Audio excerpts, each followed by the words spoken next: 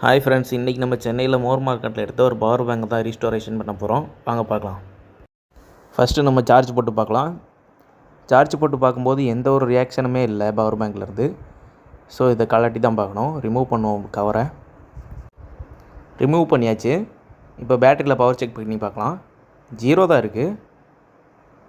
வர்றேன் பூரா மொத்தமாக என்னையவே குறி வச்சு வந்தா நான் என்னடா பண்ணுறது? வேறு ஒன்றும் பண்ண முடியாது. நம்ம பேட்டரியை தான் போடணும். ஆல்ரெடி இருக்க 2 பேட்டரியும் நம்ம ரிமூவ் பண்ணிடுவோம். அதுக்கப்புறமா நம்மகிட்ட இருக்கக்கூடிய 3 பேட்டரியில் வச்சு கனெக்ஷன் ஃபஸ்ட்டு கொடுத்து செக் பண்ணி பார்க்கலாம்.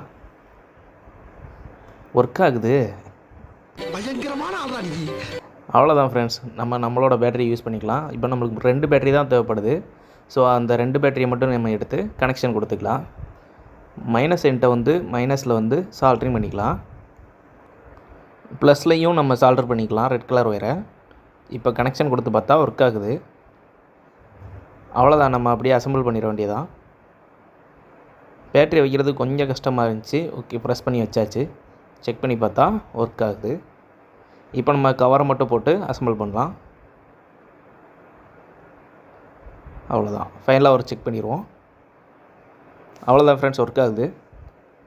பேட்டரியில் எவ்வளோ சார்ஜ் இருக்குன்னு முதற்கொண்டு காட்டுது. நம்மளுக்கு பார்த்தீங்கனாலே உங்களுக்கு தெரியும். வெறும் 50 ரூபாய்க்கு எடுத்த பவர் பேங்கு நம்ம நல்லபடியாக ரெடி பண்ணிட்டோம். அடுத்த அப்டேஷன் வீடியோ கண்டிப்பாக பாருங்கள். உங்கள் பொண்ணான கையை கொண்டு அந்த பெல்லில் தட்டிடுங்க. அவங்க